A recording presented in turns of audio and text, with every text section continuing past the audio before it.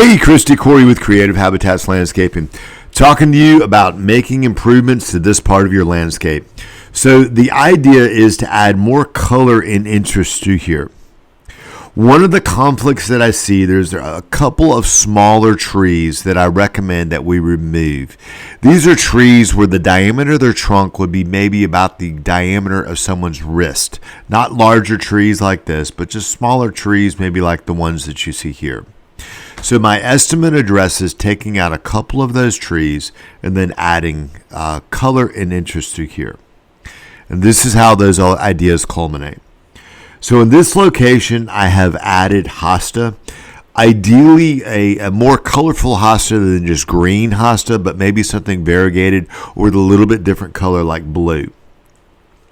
I've also recommend that with the cast iron plants that are in here, we fertilize those, get them looking a little bit deeper green and lush. Against the house, these are camellias. Going across here, there are hydrangeas. These are native azaleas, and then finally encore azaleas. One of the other things that I recommend doing that I've seen done in a couple of very beautiful landscapes in Buckhead, Atlanta, is encouraging the ivy that is here, encouraging that to grow to be thicker and more plush. Now, in your estimate, I do have for getting the ivy out of the cast iron plant, give it some separation. But in terms of this area, I recommend that we encourage that to grow thicker. Let's take a look at what some of these plants look like.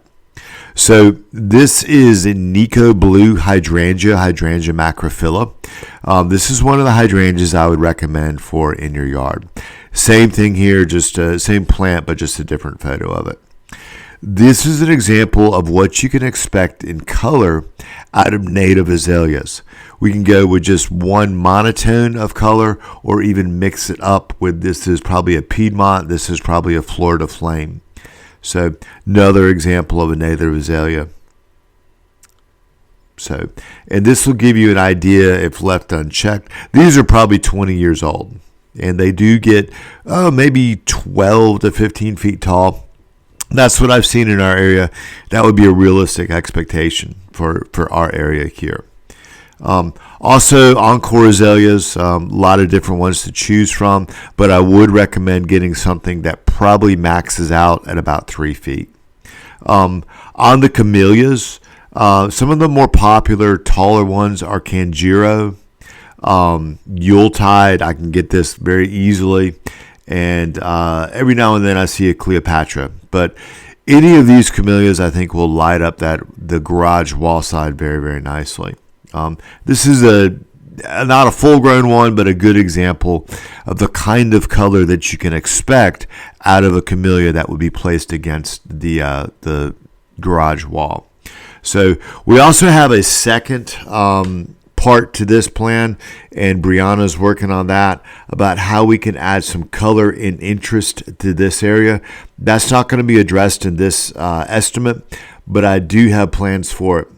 And then also in the estimate, you will see in the backyard where we've excavated some ground flat and then added grass. Nothing fancy is being done in the backyard, just simply creating flat space and grass. Thank you so much. Corey with Creative Habitats Landscaping.